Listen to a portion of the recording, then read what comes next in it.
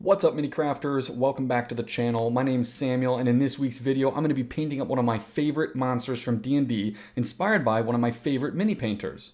I'm also going to be painting up a monster hunter in this week's video, and this is going to be a two-part video series, where this week I'm painting the minis, and then next week I'm going to be building the diorama itself. So be sure to stick around to see how that works out next week.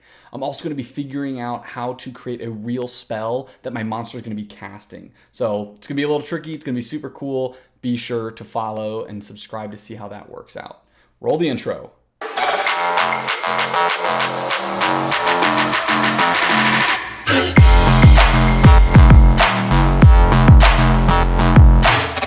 My favorite monster in D&D is the Beholder, and the painter that inspired today's color scheme is Steven Smith. Back in 2020, Steven painted this Beholder up in a really unique white color scheme based on the infamous White Walkers from Game of Thrones. I came across it and was obsessed with how cool and vibrant it looked. So much so that I wanted to try to get as close as possible to mimicking Steven's paint job myself. And I'm going to have his Instagram linked below because he has a step-by-step guide, if you scroll down, on how he did each step. And so it's really cool to see how he did it. I'll have that below for you. Jumping right in, I noticed that this guy has a recessed eye with some varying levels of detail sunken into the head physically. I'm going to talk about how I'm going to fix that in a moment. The mini also comes with a few alternative eye stalks with various magics being casted, such as lightning and the burning hand spell. All these actually look super cool, and they come in transparent resin so that they could be painted up with contrast paints or something like that to give them a neat translucent glowing effect. I won't be using any of these in today's video since I'm going to be trying to make a real spell for this big baddie in next week's video, but I'm going to keep these translucent spell sculpts for a future project. While I may not be adjusting the eye stalks of this mini, I am going to be doing some modifications to the recessed eye with some Milliput. This two-part epoxy putty can be used for a number of things, including sculpting bits and pieces on minis. I haven't broken my Milliput out for quite some time, so it's a little bit old and tougher to mix. Regardless, I'm tearing off equal parts of both the epoxy and the mixing part, and I'm mashing them together until I get this solid light yellow-green color. After smooshing the Milliput into the recess, I enlist the help of my rubber clay shaper tools as well as my metal dental tool. My Milliput is a bit old, as I said, and it's dried out, so these tools are going to help me get the right creases, smooth parts over, and keep everything nice and neat just how I need it. And that's the Milliput work done on the eye of the Beholder. And yes, I'm aware I have a chunk of the Milliput sculpt that wasn't fully mixed in, stuck right in the middle of the eye sculpt. But you know what? I'm not going to let that stop me. Progress over perfection, people. After the Milliput is cured, I prime the Beholder up. I'm going to be breaking this monster down into three main steps: the skin, the mouth, and the eyes. I'm first going to block out my base coats, and then I'm going to move into washes, and then I'm going to tie everything together with some detail work. Starting with the skin, I'm going to be going for a pretty light gray color, and to accomplish this, I'm going to be mixing up a 1-to-1 ratio of Vallejo's white and Citadel's Celestra gray. I'm then applying this to the whole body along with the eye stalks. And for this step, I'd recommend using a larger brush like I am here, since this is a large amount of area to cover. You'll notice that this beastie has some spikes on him, and I'm going to be painting those a darker gray color, which is just Vallejo's black and white mixed together in a 1-to-1 ratio. As I move into the second step, which is the mouth, I realized that I'd accidentally covered up some of the under eye sculpt detail with my Milliput. And because of this, I don't have a ton of room between where the eye ends and where the mouth begins. But I think I'm going to be okay as long as I keep my lines crisp and my colors in check. Speaking of color, I'm going to be mixing a 1-to-1 mix of Citadel's Emperor's Children and 2 thin coats Sanguine Scarlet. I'm base coating the mouth, the gums, and the teeth in this color, being sure to get the tongue as well. It's going to look darker here, but we're going to lighten things up here shortly. Now, I know I said we were going to do this in 3 steps, but I'm going to put a quick pause on this on the last step, which is the eyes, and I'll show you why here in just a moment. With the base coats done for the skin and the mouth, I'm going to be washing the model with a couple of different contrast paints. The first wash is going to be on the skin and eye stalks, and I'll be using Nuln oil to accomplish this. However, any dark wash, such as Army Painter's Strong Tone, would do just as well. I'm getting that all over the model, around the nooks and crannies, but I'm avoiding the mouth. And not to worry, we're going to reestablish some of our midtone of that white and Celestra gray mix later on. Now, to wash the mouth. You kiss your mama with that mouth? Get the soap! For the mouth, gums, and teeth, I'm going to be using Citadel's Druchii Violet. This is a purple contrast paint that's going to help build up the depth of the mouth. Now, I'm not too worried if any gets on the teeth, as I'm going to be painting over those later on, but I am careful not to get any of the purple onto the white skin. Before I reestablish the midtone on the skin, I'm going to be jumping to the spikes, and I'm going to hit each of those with some light gray highlights. I'm going to be doing this on the edges of the spikes, but I'm also going to be doing a few streaks down the main body of each spike. This is going to help to give a bit more texture and visual interest. Finally, we're circling back to that third and final base coat step, the eyes. I held off on base coating the eyes in case any of the Nuln Oil Wash or the Druchii Violet got on them. This was important in my mind because while this step is the smallest in terms of physical surface area, I think it takes the longest since this is where we're going to be putting most of the detail and most of the color. I now have everything base coated, the skin and the mouth is washed, and the spikes are done.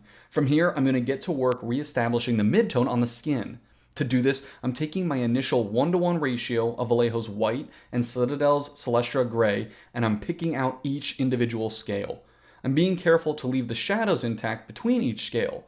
While tedious to do, this step really does help to make the details pop against the dark wash that we just applied. I'm tempted to say that this is the most boring part of the paint job, but I find that putting on some music or maybe a podcast can help to speed things along. With the skin done, I'm directing my attention to the mouth, namely the gums. The gums are highlighted by adding some of my white to my initial mouth mix, which was Citadel's Emperor's Children and Too Thin Coat's Sanguine Scarlet. These brighter highlights are added to raised areas, focusing especially on the center areas of the gums. I continue to add a bit more white to each of my mixes for each of those highlights, while also covering less and less of the previous layer. After the gums are highlighted, I go back and I add a bit more depth in the recesses of the gums with Citadel's Karasburg Crimson Shade.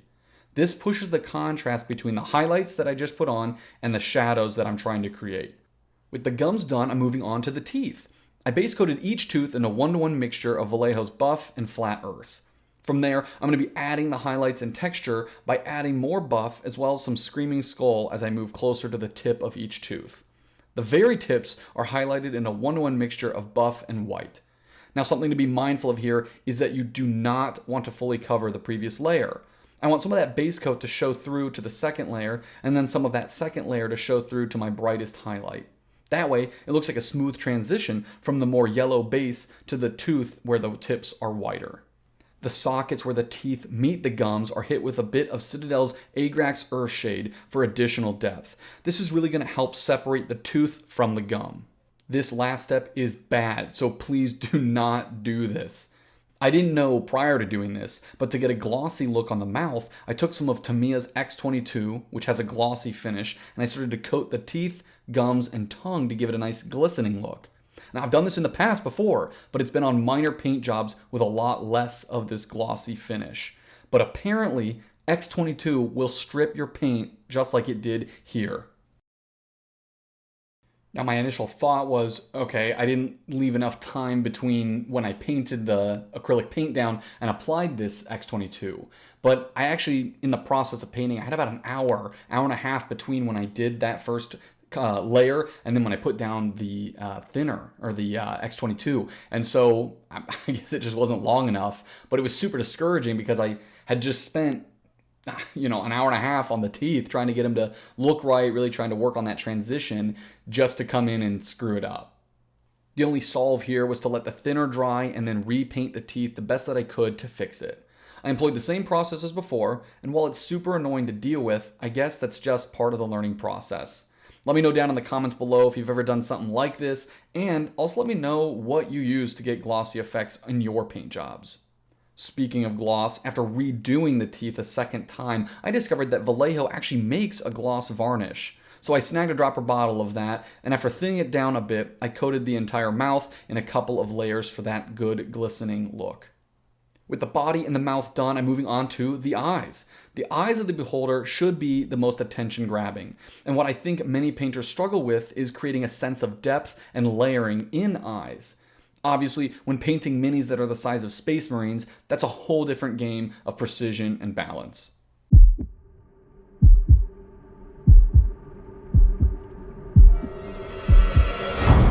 I'm going to be doing the eyes in a few different layers. And to start, you're going to want to delineate the iris area with a slightly brighter color than your background, which is that super dark saturated blue.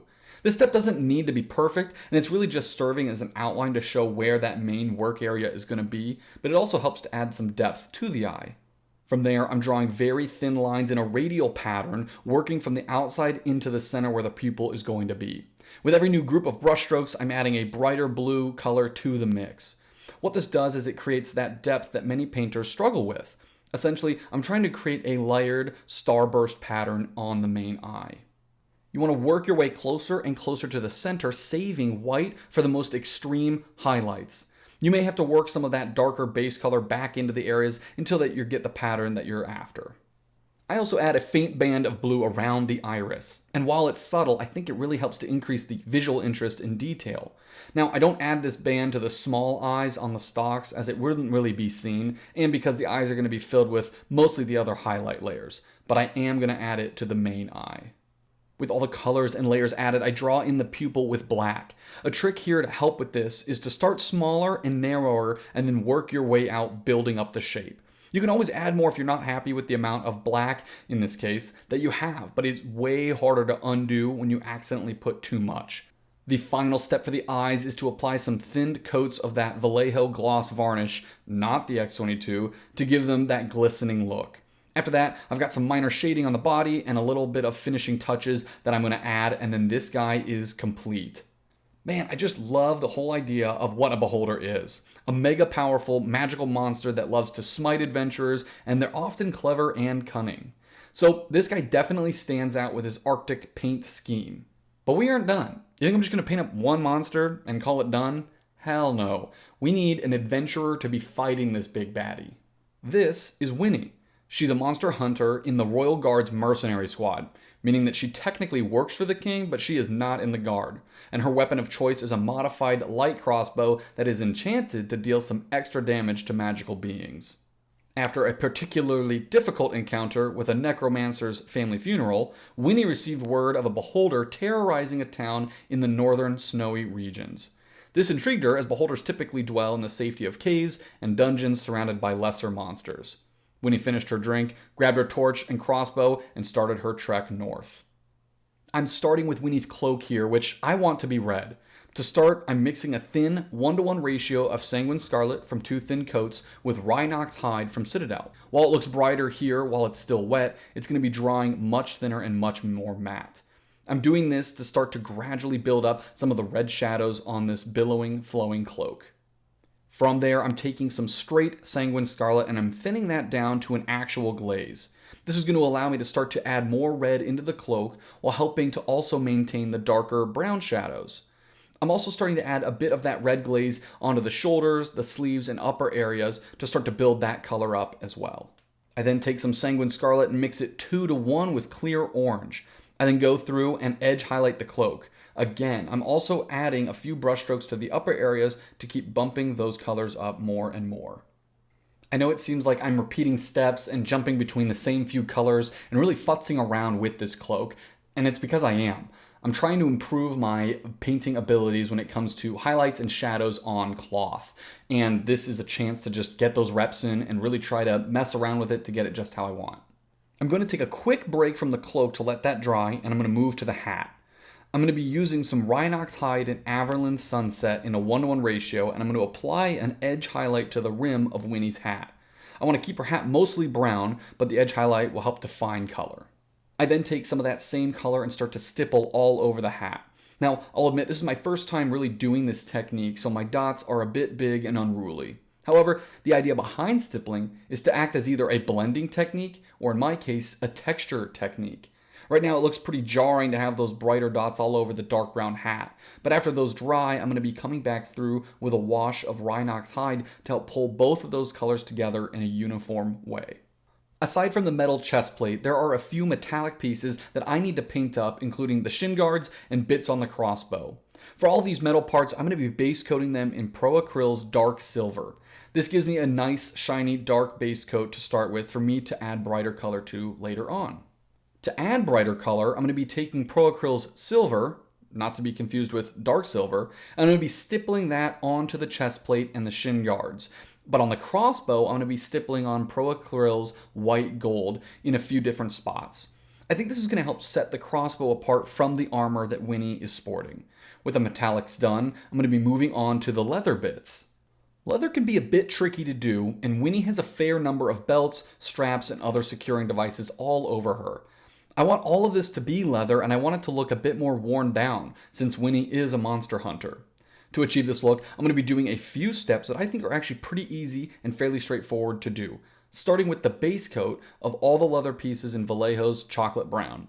After the chocolate brown dries, I'm going to be coming in with some of Vallejo's flat earth, and I'm thinning that down a bit. I'm then going to be randomly splotching that all over the leather bits. The color is applied on the surface in the form of large stains. Doing this while not covering up the entire base color is going to help create an appearance of volume on the surface. For the second highlight, I'm applying Vallejo's dark sand. And with this highlight, I'm focusing the color mainly on the edges and in a few thin lines and stipples. This is going to further help to create a convincing leather texture. You're going to want to go slower on this and really keep clean lines and crisp edge highlights. After that dries, I'm going to be unifying all of the highlights and base colors with a thin wash of Citadel's Agrax Earth Shade.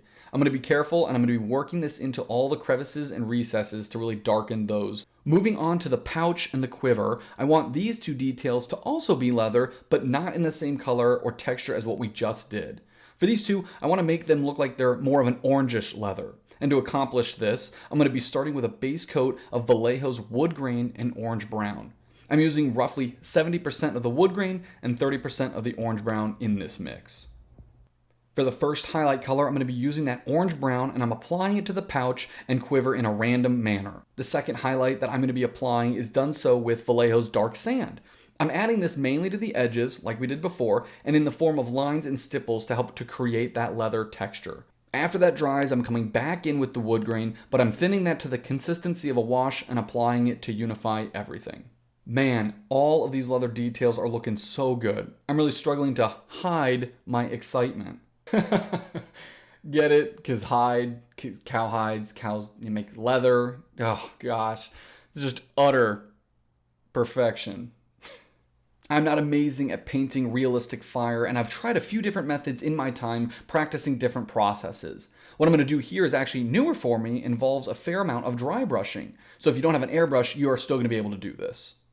After getting a base coat of white down all over the torch, including the metal bits, I'm mixing a bit of Vallejo's lemon yellow with a bit of this super fluorescent yellow. Its official name is fluorescent chartreuse, and it's made by Golden. This potent fluorescent yellow is really going to boost the brightness of the lemon yellow. And after mixing that a bit, I'm going to apply that all over the white base coat, working to cover all of the white up. This next step is going to seem a little bit counterintuitive, but I'm now going to create a wash of Vallejo's white by mixing in some water. I'm then going to apply that all over the yellow that I just applied. Now, because it's a wash, it's going to be thinner, so some of that yellow is still going to show through, which is what I want. Now we're going to go back to the fluorescent yellow, and we're going to glaze that over the white that we just applied. This is going to start to give a variety of bright yellow spots all over the fire details. The goal here is to keep everything as bright as possible.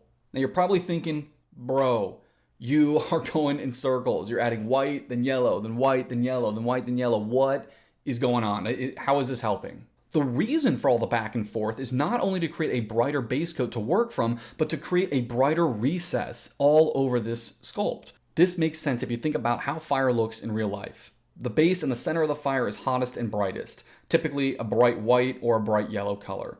Then, as you get further away from the center, it's going to transition into a deeper orange and then wisps of a red and black smoke color. That transition can be tricky to emulate in mini painting.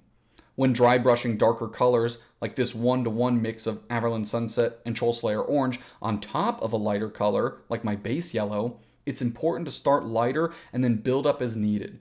Darker colors cover better than lighter colors, so you're going to want to do this gradually. After I apply my 1-to-1 mix of Averland Sunset and Troll Slayer Orange, I'm coming in with pure Troll Slayer Orange, and I'm focusing that on the upper areas. Next, I'm mixing a 1-to-1 ratio of Vallejo's flat red and clear orange with a dot of that fluorescent yellow in there as well. At this point, I'm making an effort not to hit what I've been hitting, so that I can leave those previous layers intact. I'm focusing on hitting the top parts mostly. From there, I'm taking a 1-to-1 mix of Vallejo's Flat Red and Sanguine Scarlet by 2 thin coats, and I'm going to be adding that to the upper bits of the fire. Now you may notice I'm not really cleaning my dry brush a ton in between each layer. Instead, I'm actually okay with this sort of borrowed coherence of each color mixing a bit. Then I'm going to dry brush some of that pure Abaddon Black on the tips and edges of the torch. I'm really trying to get up to as close as possible to plain black as I can go without ruining the past layers and steps. This is going to serve as the final step of the fire and create that last touch of smoke. And that is Winnie the Monster Hunter done, torch and all. This is super convincing and it's really easy to do, you guys. It only takes a few steps, and doing them in the right order is going to get you something that looks like this.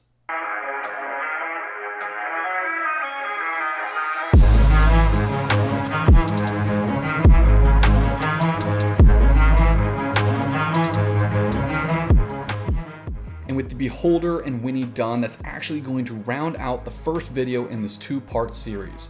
But don't worry, you're not going to have to wait long, because next week I'm going to be dropping the second part of the video where I not only make the diorama itself, but I figure out how to make it so that the Beholder is casting a real spell.